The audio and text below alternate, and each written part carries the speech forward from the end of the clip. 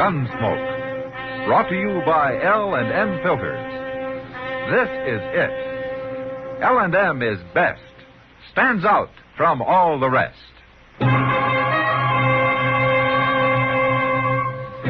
Around Dodge City and in the territory on West, there's just one way to handle the killers and the spoilers, and that's with a U.S. Marshal and the smell of Gunsmoke.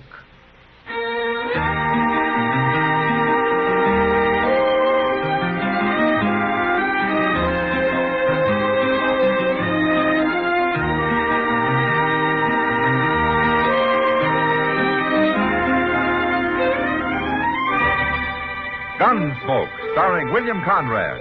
The transcribed story of the violence that moved west with young America. And the story of a man who moved with it. I'm that man. Matt Dillon, United States Marshal. The first man they look for and the last they want to meet. It's a chancy job, and it makes a man watchful. And a little lonely.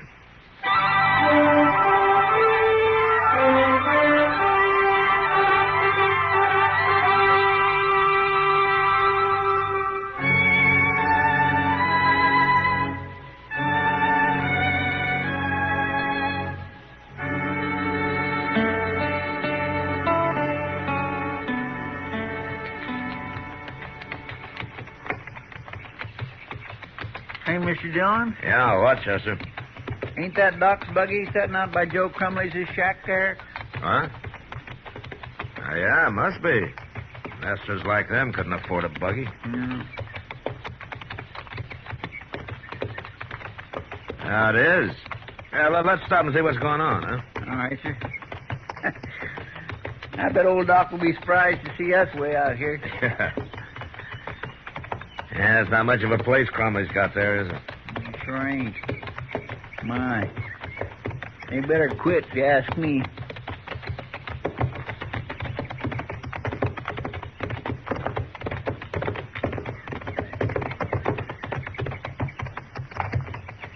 Now, let's time to the buggy, Chester. All right, sir.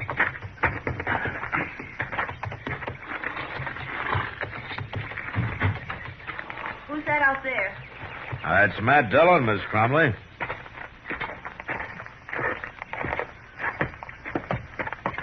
Hello, Marshal. Ma'am. Matt? Hi, Doc. Chester. Hello, Doc. We were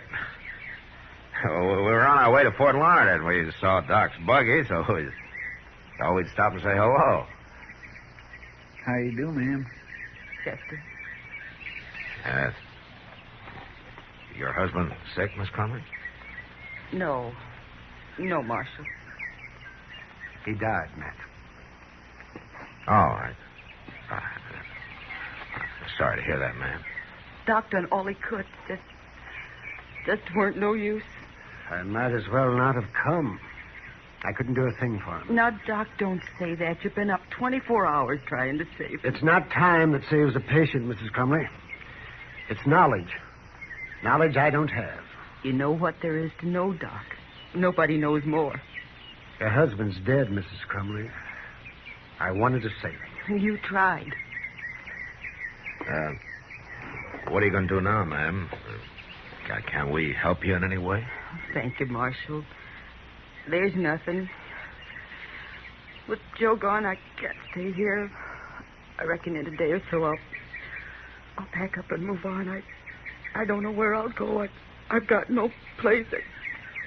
Excuse me, I've got to get inside.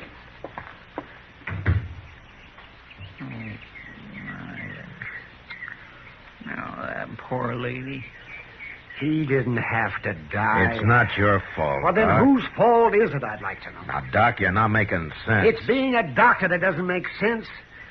Spending my life trying to look into the faces of people like Mrs. Crumley and having to listen to them thank me for letting their people die. Oh, I'm sick. You need a drink, Doc. I know what I need. Now, why don't you leave me alone? Get your horses off my buggy and go on up to Larned or wherever you're headed for. Yeah, sure, Doc. Come on, Chester.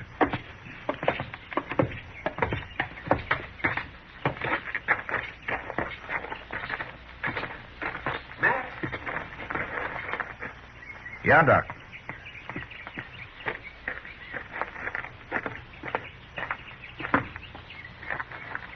How long you going to be gone, Matt? No. Maybe a week. Uh-huh.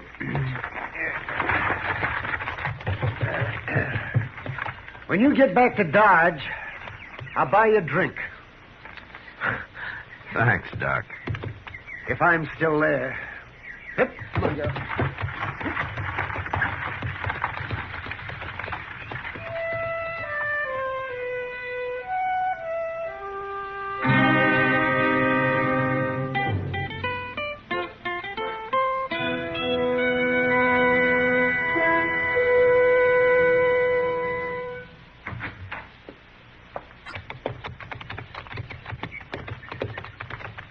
Now it is.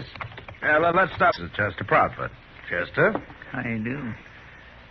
I came by before, Marshal, but your office was locked up. Well, we've been away. We just got back. What can I do for you, Mr. Mitchell? Why, nothing, sir.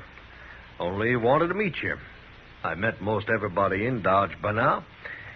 I've been getting acquainted. You know how it is when you move to a new town. You going into business of some kind? Well, not exactly, Marshal. I'm a professional man. Oh, what? That is, I'm a doctor, Chester. I know. Well, we've got a doctor. Yes, indeed. Well, gentlemen, it's been a pleasure meeting you both, and I'm sure we'll be good friends. I would admire to buy you both a drink next time we meet. Good day, gentlemen. Good day, Dr. Mitchell.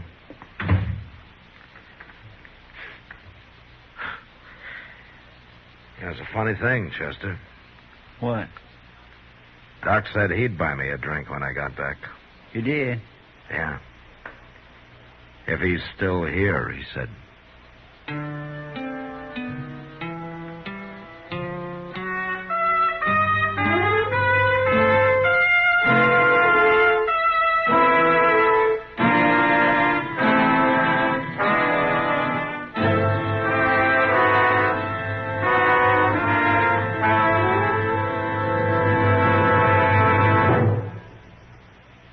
This is it, L&M filters. It stands out from all the rest.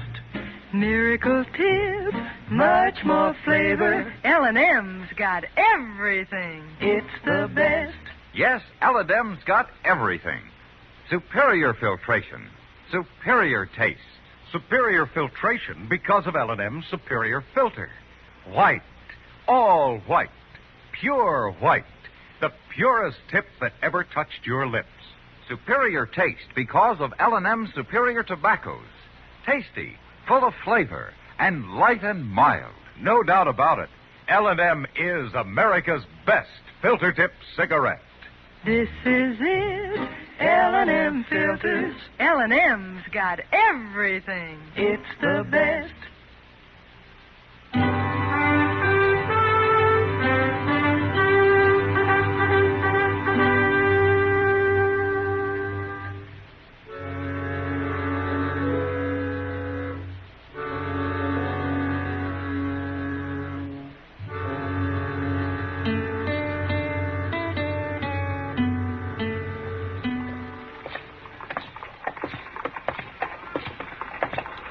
Mr. Dillon, Yeah, Chester.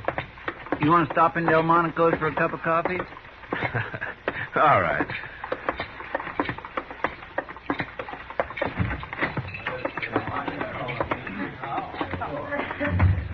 Hey, look, Mr. Dillon. Huh?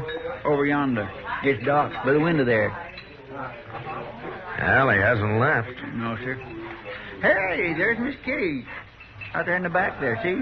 Oh, well, I'll go say hello to her, Chester. You go sit with Doc. I'll join you in a couple of minutes. All right, sir.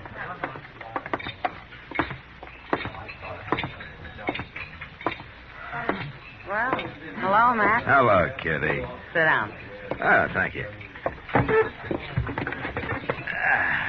Good to see you back. How are you, Kitty? Well, I'm all right, but I'm the only one. Oh, what do you mean? I mean Doc. He's acting like a bear. Oh? I asked him to sit with me when he came in, but he just grumbled something about not being fit company for anybody. And he went over there and sat all by himself. You know, he's been like that for a week. Yeah. He took Joe Crumley's dying pretty hard, Kitty. Well, that's just part of it, Matt. Oh? This new doctor, Betchel. Ever since he came, Doc's been getting grumpier. Maybe he's been losing patience. Special. Doc's never had any competition before. Oh, he's got it now. Look. What? Betchel. Oh. Sure you don't mind if I Yeah. have a cup of coffee, will you? Now, what's he up to? You know, he'd better stay away from Doc if he knows what's good for him. Well, maybe he's only trying to be friendly. I don't want to talk to you about anything. Don't you get all riled up, Adams. There's going to be a fight in a minute, Matt. Yeah, I better go see what this is all about, Kitty. Let me know if you find out. Yeah, I will. To explain my position, and if you care to listen to me for a minute instead of hollering all the time. Well, maybe I'll start carrying a gun, Betchel. Hello, Doc. Matt. Hello there, Marshal. Sit down, Betchel. Thank you, sir. I was about to. Just what are you butting in on this for, Matt? Why don't you go arrest some drunks or do what you're supposed to be doing? It's good to see you, Doc. No, it is. Hey, Doc. There's Jake Worth out there. He's beckoning to you. Why don't you go see what he wants, Chester? Yes, sir. Who is Jake Worth? I don't think I've met him. Jake's a rancher, one of the biggest in the country. Yes, you ought to meet him, Betchel. Yes, he's worth a lot of money. Oh, now, Doc, there's enough here for both of us. He just won't be reasonable, Marshal. Reasonable. About what, Betchel? About my practicing here. I don't see why we should be in competition, do you? Well, if there are two doctors in a place, I guess they're bound to be in competition. Oh, two doctors. Now, wait just a moment. Everybody I've talked to admits there's more work here than one man can handle. Well, I guess that's true, isn't it, Doc? Oh, sure, yes, that's true. Why, of course it is. I've already got some patients. Now, my idea is to split the practice in a friendly way and then really go to work. We'd still have more than either of us could do. Tell him the rest, Betchel. Oh, yes, tell him the real idea. Well, sir, since we will be giving people better care and all, well, it's only fair we get paid more for it. What do you mean? He wants me to agree to a raise in fees, Matt. Yes, a raise. He wants to make a lot of money. Everybody pays more than they can afford or they stay sick, according to him. Well, now, why shouldn't they pay more? Where'd you get the idea that being a doctor is like running a business, Betchel? There's nothing wrong with a doctor's making a living, is there? You haven't even proved to me that you are a doctor, Betchel. Are you going to start that again? He's one of these bleeding blister men, Matt. That's all he knows. Now, Dr. Adams, I am a patient man, but I've got my limits. Now, you watch what you're telling everybody about me, or there's going to be some trouble. Are you threatening me? Well, I'm just not going to stand for any more of your talk. Well, what are you going to do about it, then? I'm going to insist on... Doc. Yes, what is it, Chester? Jake Worth has brought his boy to see you. Jake? Which boy? Billy. You know, Doc, the puny, sickly one. Jake says he's getting worse. He's took to having fits lately. He's got him in a wagon outside. All right, Chester. I think I'll go with you, Doc.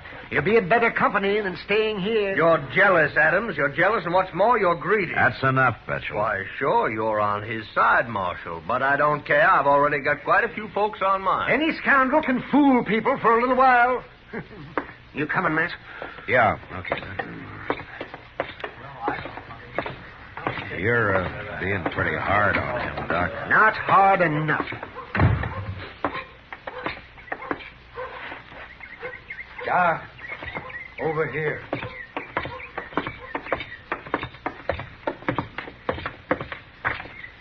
Hello, Jake. Hello, Doc. Marshal? How are you, Jake? I just couldn't leave him here alone, Doc. I never know when he's going to have one of them fits again. They come on terrible sudden. I got him in the back of the wagon here. Wait a minute, Jake. What's the matter, Doc? I might as well tell you now. There's no use my even looking at your boy. What? Fits and the way your boy is, I don't know anything to do for him. But you got to do something. I'm sorry, Jake. I'm real sorry. Maybe I can do something, Mr. Worth. Who are you? My name is Betchel. Jameson Betchel. I'm the new doctor. Oh, sure. I've heard about you. Oh, now don't listen to him, Jake. He can't help your boy any more than I can. Doc Adams is a little old-fashioned, Mr. Worth. I can tell you there's always something that can be done for any patient. Oh, well, that's a lie. Let him talk, Doc. At least he's willing to try. There's nothing to try. I tell you, medicine doesn't understand cases like your boy yet. You're jealous of Dr. Betchel, ain't you? Oh, my jealous. Well, that's what I've heard folks saying. I didn't believe it at first, but I do now. Jake, I've heard all I need to know about Betchel's doctoring around here, and I don't think he should be practicing at all. I've told you to stop saying that. Now, wait a minute, Betchel. Let him talk. Well, I don't want to hear no more talk. No wonder so many folks are turning away from you, Doc. They need somebody who will help them, that's why. You think bleeding your boy is going to help him? There's other ways to treat him besides bleeding. Like what? Well, if you don't happen to know, I don't... Come on, Dr. Betchel. Get to work on the boy. Why, certainly, Mr. Worth. Perhaps it'd be better if you drive him home first. I'll get my horse and follow. Anything you say, Doctor.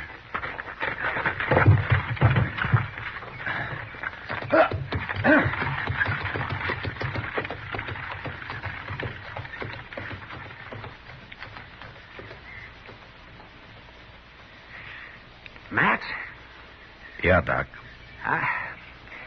I'm going to take down my shingle, and I mean it this time. Oh, now, Doc, you can't do that. You just come and watch.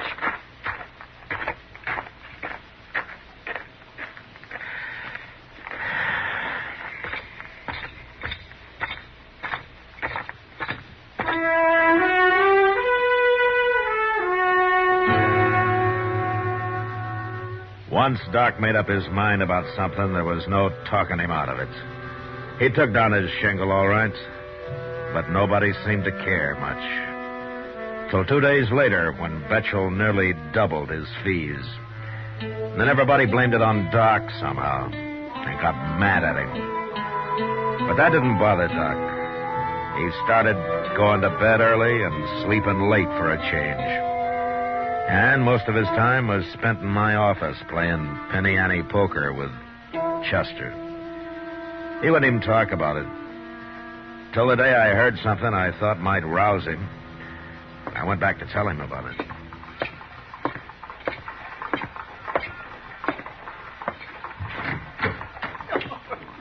I swear and declare, Doctor, you just amaze me something fierce sometimes. Mr. Dillon, you are getting this game. This is the easiest money I ever made. Oh, yeah. That's so I'll get it back, Chester. The whole 90 cents.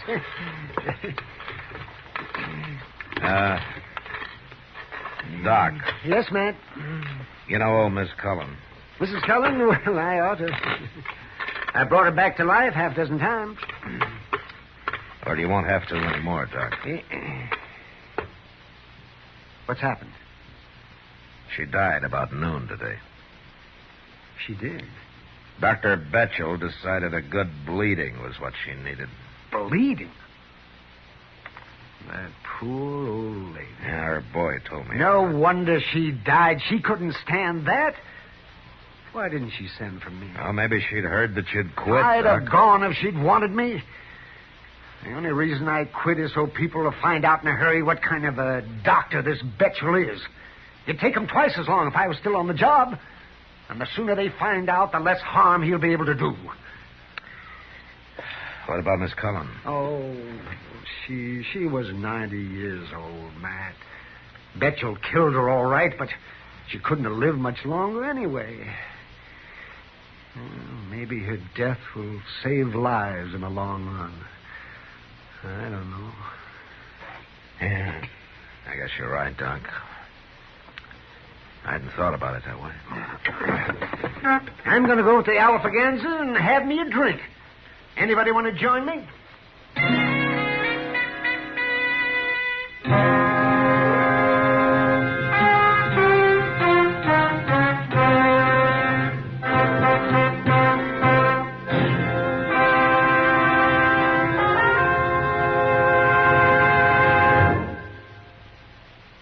to you, to the thousands of smokers who are changing to L&M every day, to the millions who now smoke L&M, here is your assurance. L&M gives superior filtration because of its superior filter. Superior taste because of L&M's superior tobaccos. Yes, L&M tobaccos are tasty, full of flavor, and light and mild. And L&M's superior filter is the purest tip that ever touched your lips. It's white, all white. Truly the miracle tip, because when it's added to L&M's superior tobacco, it actually tones up the taste, actually improves your enjoyment of this great cigarette. Yes, L&M's got everything. Superior taste, superior tobacco, superior filter. That's why it's America's best filter tip cigarette. Try L&M today.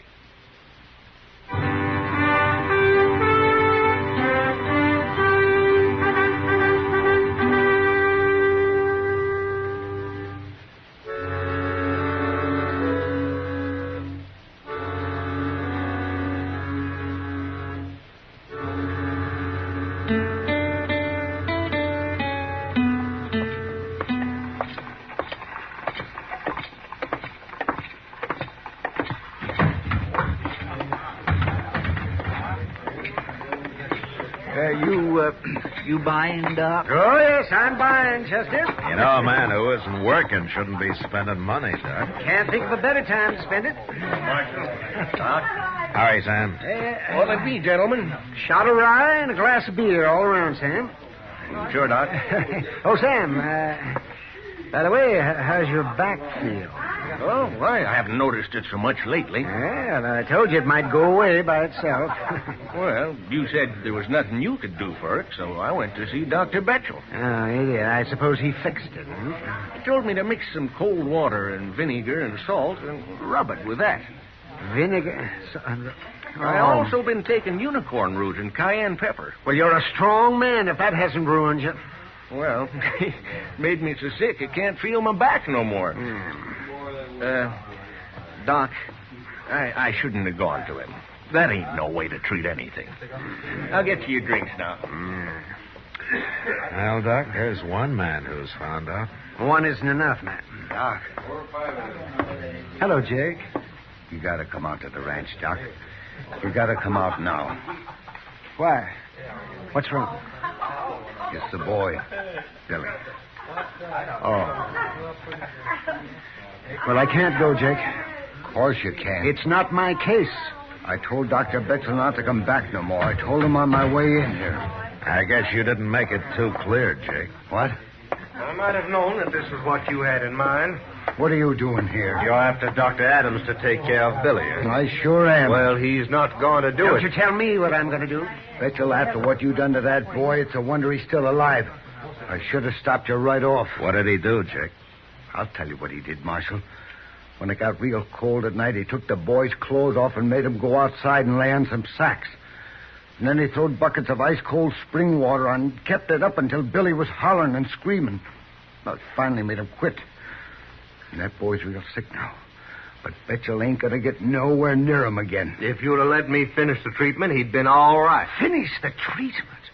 If he'd have let you finish the treatment, the boy'd have died of pneumonia. Adams, you talk anymore, I'm just going to tear you open. No, you're not, Betchel. Oh, let him fight his own fights, Marshal. No, I won't let him. Doc's too valuable a man to get busted up in a brawl. By golly, the Marshal's right. I'll stand up for him, too. You're just a fool, Jake. Get out of the way. You're coming with me, Doc? On one condition. What? That Betchel leaves town. Why, you... All right, hold it, Betchel. I don't know how you got started in this business. Probably in a medicine show. It's happened before. But you're a fraud. You're the most obvious fraud I ever saw. I won't... And I won't stand for your posing as a doctor anymore. Not around here, I won't. You've done all the harm you're going to do. I'm with you there, Doc. I said I'd tear you open, Adams, and I will. Don't try it, Betchel. Down, Mr. Dillon.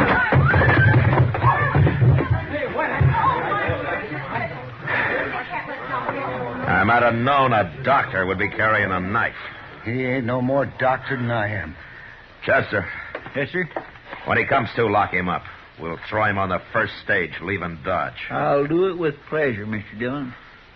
Will you come now, Doc? You understand, Jake? I can't cure your boy's fits. I should have listened to you in the first place, Doc. There are a lot of people who should have, Jake. That's true, Marshal. Will you come, Doc? You can keep those drinks, Sam. I don't have time to waste in here anymore.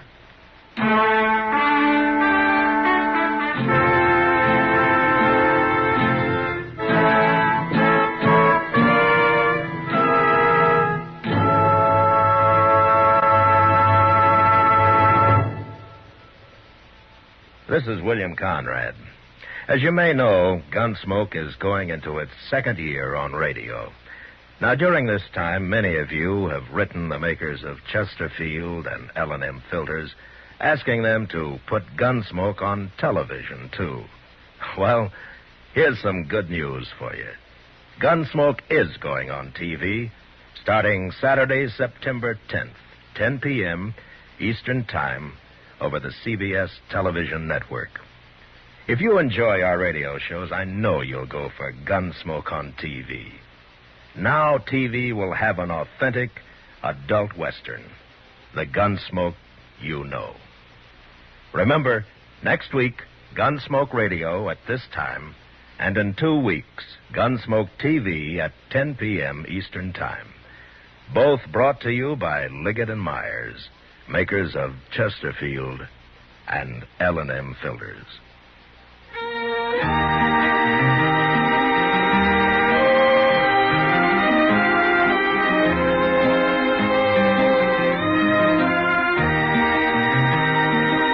Gunsmoke, produced and directed by Norman Macdonnell, stars William Conrad as Matt Dillon, U.S. Marshal.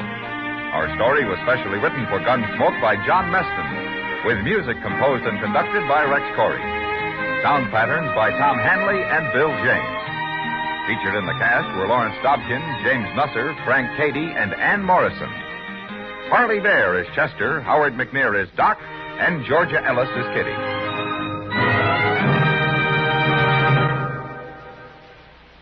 Put a smile in your smoking. Next time you buy cigarettes, stop.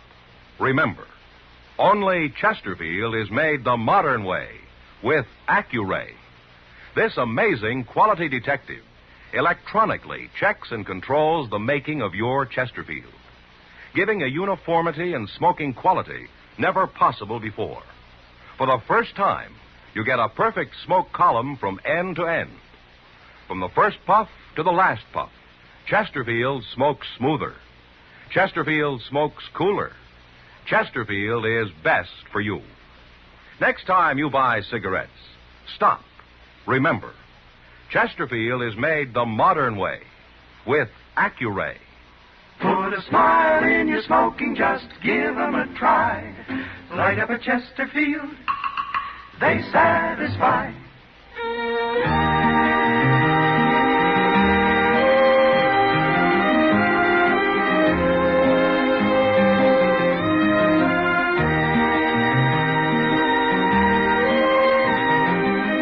Remember, listen again next week for another transcribed story of the Western frontier. It's America growing west in the 1870s. It's Gunsmoke, brought to you by L&M Filters.